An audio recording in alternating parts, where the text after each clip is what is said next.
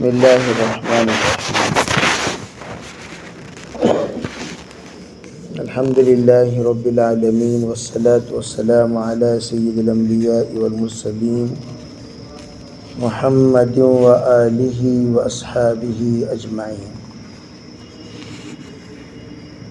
محترم معزز حضرات اساتذہ کرام، اس وقت ہم لوگ جو خدمات انجام دے رہے ہیں یہ تحفظ اسلام، تحفظ قرآن، تحفظ دین کے اصل خدمات ہیں، اور اس وقت ایک اعتبار سے سب سے عظیم نعمت ہے۔ طلباء کا وجود، طلباء کی مکمل طور پر مدرسے کی طرف جو کچھ بھی ترتیب بنی ہے یہ اس وقت کی عظیم نعمت، ورنہ عام طور پر 90 بلکہ 99% عوام کے ذہن سے علوم دینیہ کا تصور ہی نکل گیا۔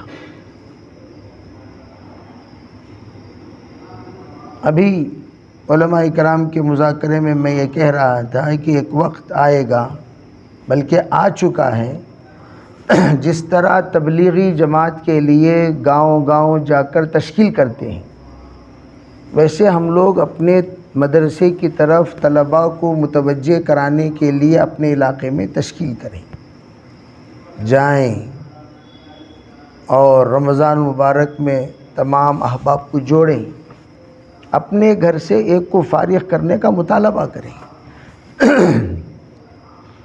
ورنہ ہمارے اکابر کی پیشن گوئیاں وہ یہ ہے کہ جنوب سے مدارس کا بند ہونے کا سلسلہ شروع ہوگا۔ وجہ استخفاف،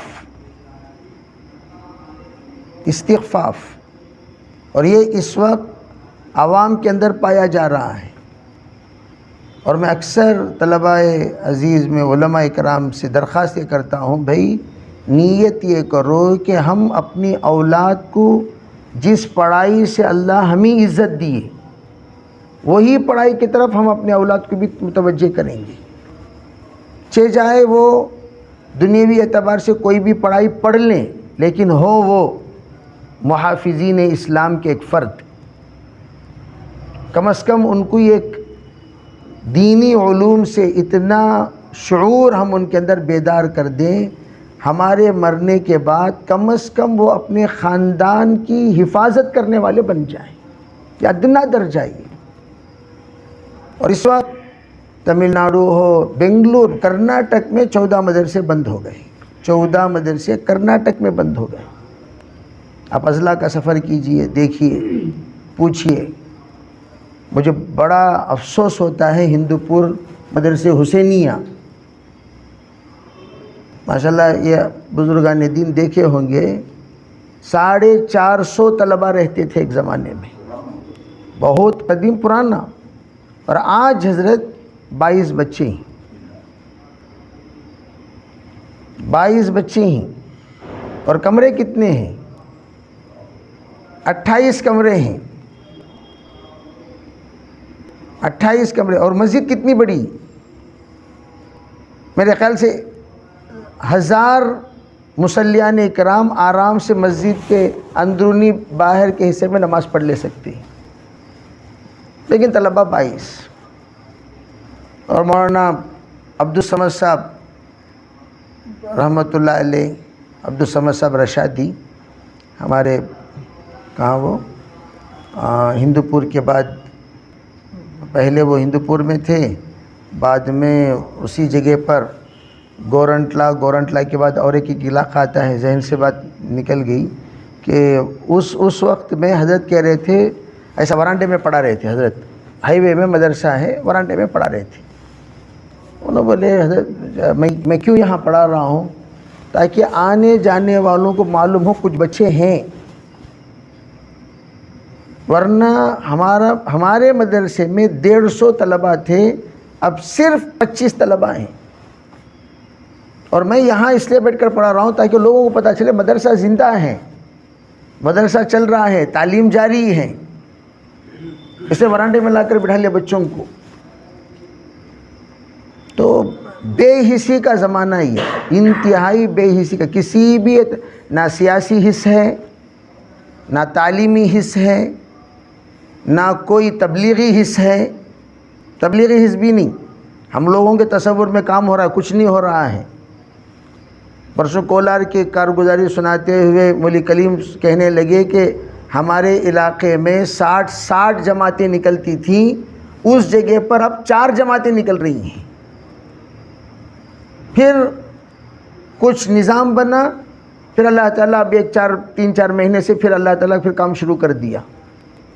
یعنی 60 کہاں، 4 جماعتیں کہاں. یعنی ہم لوگوں کے تصور میں یہ کام ہو رہا ہے، کچھ نہیں ہو رہا ہے، دکھ رہا ہے لیکن ہو نہیں رہا ہے. تو اس لیے تمام علماء کرام سے عاجزانہ اس وقت گزارش یہ ہے کہ اس وقت محافظین دین وارثین انبیاء ہیں. وارثین انبیاء ہی ہر تحریک کے محرک، وارثین انبیاء ہی ہر تحریک کے محرک. اس کے علاوہ آپ کو کوئی بھی آپ کو محرک نہیں ملے گا. اور اس کیوں؟ وہ شعور، تحریک کا شعور، وہ صرف علماء کے اندر اللہ تعالیٰ نے ایک نعمت غیر مترقبہ کے طور پر وہ سند کی برکت سے اللہ تعالیٰ نے رکھی ہے. امید ہے انشاءاللہ اللہ تعالیٰ ضرور بھی ضرور علماء کرام کے متوجہ ہونے پر دوبارہ سیاسی شعور بھی اللہ پیدا کرے گا. افسوس کی بات یہ ہے، پرسوں بھی ساتھیوں کو ہم لوگ کہہ رہے تھے کہ بھئی تمہیں لوگ ووٹنگ جو کر رہے ہیں، فہرست سے 70% مسلمانوں کے نام ڈیلیٹ ہو گئے، کسی کو شعور ہے؟ میں نے کہا اس وقت اگر تم مدرسے کو بچانا چاہتے ہو، مساجد کو بچانا چاہتے ہو، دعوت و تبلیغ کے مراکز کو بچانا چاہتے ہو، خانقاہوں کو بچانا چاہتے ہو، پہلے اپنے آپ کو بچاؤ. خود نہیں رہیں گے تو مدرسے کہاں رہیں گے بھائی؟ تشخص اسلام رہے گا تو مدارس رہیں گے. اب جب ہم ہی نہیں رہیں گے تو مدارس کہاں، مساجد کہاں، خانقاہ کہاں، دیگر دعوت و تبلیغ کہاں؟ اس کے لیے کرنا کیا چاہیے؟ ان کے اندر شعور بیدار کریں. اس وقت کی سب سے اہم محنتوں میں ایک تو یہ ہے کہ علاقے کی فتنے تو ہم لوگ جانتے ہی ہیں بھئی، یہ تو دینی فتنہ ہے، اندرونی فتنہ ہے. اس کے تدارک کے لیے ماشاءاللہ جماعتیں وغیرہ فکر مند ہوتی ہیں، علماء کرام وغیرہ ختم نبوت کے سلسلے میں متفکر ہو رہے ہیں. تو اب ان فکروں کے ساتھ صرف مختصر وقفہ رہ گیا امت کے اندر اس بات کا شعور پیدا کرنے، جن کا نام فہرست سے نکل چکا ہے اسے کیا کرو؟ پہلے داخل کرو، پہلے وہ داخل کرو. نامش نہیں ہے، گویا حیات میں ممات کی فہرست میں آ گئے ہیں ہم. حیات میں آبادی ہے، اس آبادی کی جگہ السلام علیکم یا اہل القبور کی فہرست میں آ گئے. حیات میں ممات کی فہرست. اب ممات کی فہرست میں آنے کا شعور ہی نہیں. 10 آدمیوں میں 2 آدمیوں کا ووٹ ہے، اس کا مطلب کیا ہے؟ 8 آدمی مر گئے نہیں انہوں. اب صبح کا دن ان کے ساتھ کچھ بھی ہو سکتا ہے. تو اس لیے یہ بیداری والی جماعت یہ صرف علماء کی جماعت ہے جو بیدار رہے گی، انشاءاللہ بیدار کرے گی. اور دنیا میں بغیر اسباب کے کام کرنے والی جماعت صرف علماء کی جماعت. اس کے علاوہ پوری دنیا والے اسباب کے پیچھے پڑے رہتے ہیں، اور ہم مسبب الاسباب کے پیچھے پڑتے ہیں، اسباب کے پیچھے نہیں. مدرسے میں مدارس جتنے بھی میں ہمیشہ کہا کرتا ہوں بھئی، مدرسے کے نظماء، مدرسے کے محتمین، ان سے بڑھ کر کوئی متوکلین آپ کو نہیں ملے گا. قرض لیتے ہیں لاکھوں کا، کس پر بھروسہ ہے بھئی؟ اللہ پر بھروسہ. اور کوئی ہمارا پرماننٹ چندہ تو ہوتا ہی نہیں. صبح کا دن سلام کرنے والا صبح کا دن کلام بھی نہیں کرتا. آج حی علی السلام میں رہے تو سب حی علی الفلاح میں ہے. کس کے اوپر بھروسہ ہے؟ کوئی یہ پرماننٹ چندہ الا ماشاءاللہ کوئی مدرسے میں اس ایسی کارگزاری ملے گی. اتنے سال سے ماشاءاللہ مدرسے کے معاون ہیں، انہوں معاون ہیں، اس لیے کہ معاونین ہمارے کیا ہوتے رہتے ہیں، بدلتے رہتے ہیں ہمیشہ. تو اس لیے ماشاءاللہ ہم لوگ جو کام کر رہے ہیں بہت اعلیٰ کام ہے. اس وقت گزارش یہ ہے کہ اس کے ساتھ و ساتھ دعوت و تبلیغ کی جو محنت اس وقت میں جن حالات پر سے گزر رہی ہے، اور ان حالات پر سے الحمدللہ اگر اس کام کو کسی نے بچا کر اس کام کو اگر صحیح نہج پر رہنے کی فکر کرتے ہوئے ایک جگہ پر اکٹھا کیے ہیں تو وہ علماء اکرام ہی کیے ہیں. اگر علماء اکرام اس کام میں نہ ہوتے تو کام تباہ ہو جاتا. اللہ نے وقت پر الحمدللہ بالفور اقدام کرنے کا موقع دیا. اللہ اس اقدام کے موقع کی برکت سے کام اور کام کرنے والوں کو بچا لیے، ورنہ یہ سب سے بڑا فتنے کی جماعت، سب سے بڑے فتنے کا سبب بن جاتا.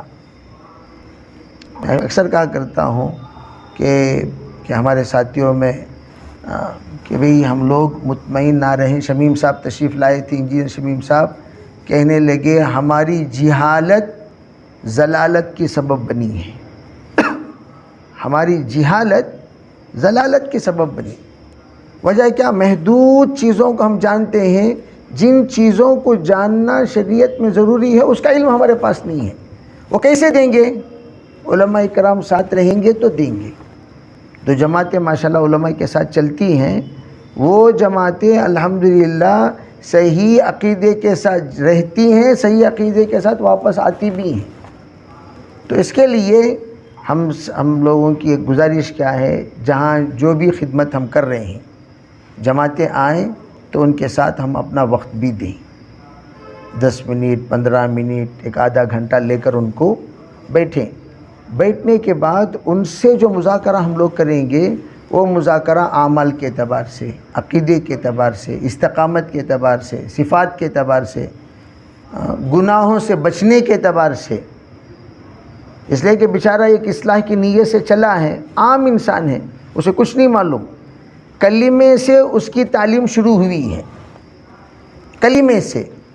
اور ہم اگر اعتماد کرتے ہوئے یہ بیٹھ جائیں چلو بھی جماعت آئی کھائی پی چلی گئی، تو یہی افراد واپس جانے کے بعد ابھی چترادرگا میں کارگزاری ملی، ایک جماعت واپس آئی تو غیر مقلدین پکڑ لیے ان لوگوں کو. پوچھے تم لوگوں کو نمازاں سکھائے کیا؟ تم لوگوں کے پاس علماء کرام آئے کیا؟ انہوں بولے نہیں، علماء کرام کون بھی آئے نہیں، نمازاں کیا بھی سکھائے نہیں، کون بھی مسائل سکھائے کیا نہیں سکھائے. تو آؤ ہمیں سکھاتی. تمہیں 40 دن لگا کو جو نہیں سیکھے ہمیں تم نہ 4 گھنٹے میں سکھاتی. کیا بھئی 400 نوجوان غیر مقلد ہو گئے. 400 نوجوان حضرت غیر مقلدین. کون؟ لاک ڈاؤن سے پہلے جو لوگ وقت لگا کر آئے لاک ڈاؤن میں غیر مقلد ہو گئے. جو ہی لاک ڈاؤن کے بعد ملاقات میں گئے تو سب ایک ہاتھ غائب ہو گیا. لاک ڈاؤن میں ٹوپی اڑ گئی، عقیدہ بدل گیا لاک ڈاؤن میں. اب یہ چیزیں امت میں غیر محسوس طور پر اندر پنپ رہی ہیں، ہمیں خود معلوم نہیں ہوتا. جیسے ابھی صبح کو مذاکرے میں بات ہے شکلیت کے بارے میں. خیر بہرحال آپ سب سے گزارش. اچھا دوسری بات یہ ہے ہمارے خاندان، اور ایک افسوس کی بات سنا دیتا ہوں آپ کو کہ ایک جیسے وہ گوہری فتنہ چل رہا نا حضرت، اس کے سلسلے میں جائزہ لے رہے تھے. جائزہ لیتے ہوئے ایک گھرانہ ایسا ملا جس میں 2 اس کے خلیفہ ہیں. خلیفہ 2 اس کے خلیفہ ہیں. اچھا 2 اس کے خلیفہ میں جا کر اور کتنے بھائی بھی تمہیں؟ 8 بھائی. 8 بھائی میں ایک بھائی عالم، ایک بھائی عالم اور ایک بھائی حافظ، اور ان کے 2 بھائیاں خلیفہ. اس کے 2 بھائیاں بھی خلیفہ. اور ان کو خلافت ملتے ہی ان لوگوں نے ماشاءاللہ اندرونی اعتبار سے محنت کرتے ہوئے ان کے خاندان کے 12 عورتوں کی یہ ذہنیت بنا دی. 12 عورتوں کی ذہنیت بنگلور میں، وہ بھی یشونت پور سے لے کر رشاد نگر کے درمیان کا قصہ. اور اس میں یہ خاتون صاف آ کر کہنے لگی مجھے میرے شوہر سے خلا چاہیے، کسی بھی مولوی سے کوئی بھی بات میں سننا نہیں چاہتی، آپ دستاویزات تیار کر لیجئے، سیدھے آؤں گی، دستخط کروں گی، چلتی رہوں گی بس. اب وہ مولانا کو ہمیں پوچھے کیا بھی مولانا آپ نہیں حضرت مجھے معلوم نہیں لوگا ایسا ہے سو مجھے الٹا انہوں کو دیکھ با کتنی اچھی ایک سوال مجھ سے کرتے تھے، اس کی وضاحت مانگتے تھے کیا بات بول رہا تھا اس کے سلسلے میں، نہیں سن کیا بول رہی سن بول کر وہ کلپ کس کی بتاتا تھا، یونس گوہری کی، یونس گوہری کی کلپ بتانا اور اپنا جو بھائی عالم ہے اسے آ کر رسوا کرنا. انہیں بتائے سو مضمون پوچھنا ان کو، انہوں نے نہیں بتایا تو اس کا بتا کر چھوڑو بھی تو معلوم ہوگا نہیں چھوڑو بول کر انہوں درگزر کرتے رہے. لیکن ان کو یہ نہیں معلوم اسے خلافت بھی مل گئی ہے، مولوی صاحب کو معلوم نہیں. اس طرح غیر شعوری طور پر فتنہ بہت زیادہ بڑھ رہا ہے. گزارش کیا ہے، میں بھی ابھی چند جگہوں پر جو جہاں گئے نا حضرت، ہمیں لوگاں خالی علماء کی جماعت کی تشکیل نہیں کرنی، علماء اپنے مستورات کے ساتھ ترتیب بنائیں، نئی تشکیل علماء اپنے مستورات. ہمارے گھروں میں بھی ہمارے مستورات کیا پوزیشن میں ہی ہم نہیں معلوم، بہت سارے مرتبہ ہم خود اس کا احساس نہیں ہوتا. ہمارے بیگمات کا علمی معیار کیا ہے، قرات کے معیار کیا ہے، تجوید کا معیار کیا ہے. اللہ ماشاءاللہ کوئی معلمات ہیں تو الحمدللہ ہیں، ورنہ ہم آج تک بھی ان سے سورہ فاتحہ سننے کی ہمیں نوبت بھی نہیں آئی. ایک بزرگ کہنے لگے کہ بھئی ہم لوگ خود مولانا احمد لار صاحب مد ذلہ علیہ ایک بار کہنے لگے بھئی میں اپنے بیگم کو مستقل بٹھا کر ان کو سکھایا کرتا تھا 1 گھنٹہ کہ یہ سیکھو یہ سیکھو، کلمے سے شروع کر کے ہر چیز سکھاتے تھے. یعنی سیکھ کر تو ہیں لیکن کوئی بھی ایسی ویسی غلطی اگر ہو تو اسے درست کرتے تھے. تو اس طرح ابھی ہمارے پرویز بھائی ہیں، ان کے گھر میں آج بھی مستورات کو خود لے کر بیٹھتے ہیں، 2.5 گھنٹے کی تعلیم کرتے ہیں. تو اس طرح ہم اپنے مستورات کو کیا بھی بول سکتے ہیں، کہتی بولے گا تو چپ کے بیٹھو جی کے تو قصہ ختم، ہاں فل سٹاپ لگ جاتا، چپ کے بیٹھو جی یہاں دوسرے کام ہم ہوتی ہیں تو قصہ ختم. آؤ جی ذرا چپ کے بیٹھو جی وہ یہ بنانا کپڑے دھونا وہ دھونا، زندگی بھر اس میں ان کو فکر مند عورتوں کو عورتیں الجنس یمیل الی جنسہ، وہ صنف نازک کو صنف نازک سنبھال لیں گی، اور ہم لوگ اپنا کام میں رہیں گے. تو ہم اپنے خواتین کے سلسلے میں بھی فکر مند ہوں. تو ماشاءاللہ تمام مدارس میں ہماری یہ درخواست رہی کہ آپ لوگ ایک 10 دن نہیں تو کم از کم 3 دن مستورات کے ساتھ کیا کریں، اپنا ایک نظام بنائیں. اور وہ اساتذہ جیسے مثال طور پر امدادیہ کے اساتذہ کی مستورات کی جماعت، کیا حضرت امدادیہ کے اساتذہ کی مستورات کی جماعت، یہ ایک نمونہ بنے گی. اور اس کے ساتھ آ کر ہم لوگ وہ دیگر چند بھائی ہم 4 ہیں تو 4 2 جماعتیں بنی، 2 خواتین کو ہم باہر سے لے لیے تاکہ جماعت کے نظام کے ساتھ اس مستورات کا نظام چل سکے. تو ایک نظام بنا لیے انشاءاللہ بہت بڑا فائدہ ہوگا. اور اس کے ساتھ ہم اور بھی ایک درخواست کر رہے تھے، بے علماء کے مستورات کو جوڑا جائے. کس کو جوڑا جائے؟ عوام کے ساتھ علماء کے مستورات کو جوڑ کر ان کو کوئی الگ سے ہم لوگ ترغیب نہیں دے سکتے. علماء کے مستورات کو جوڑنا اور جوڑ کر ان کے اندر یہ احساس دلانا تمہیں کیسی شخصیت کی بیوی ہیں اس کا احساس ہے کیا. ایک عالم کی بیوی بولے تو یا نساء النبی لستن کاحد من النساء، اس کا تو احساس ہونا نا بھائی. عام عورتوں کی طرح ہماری عورتیں بھی، اور اس کے لیے فکر مند ہو کر انشاءاللہ کریں گے تو ہماری نسلوں میں اللہ تعالیٰ دھیرے دھیرے تحفظ کے اسباب انشاءاللہ ابھی بھی بہت سارا کام کرنا باقی ہے. اللہ ان بچوں کے ذریعے سے بہت بڑا اللہ تعالیٰ انقلابی ایک نتیجہ برآمد ہونے کے فیصلے کرے گا. تو سب نیت کریں گے بھی انشاءاللہ, سب ترتیب بنائیں گے انشاءاللہ. کون کون بنائیں گے بتائیے انشاءاللہ. کون کون 2 جماعتیں بنیں گی تو کون کون بنیں گے انشاءاللہ؟ آپ یہ نام لکھو بھائی, نام لکھیے.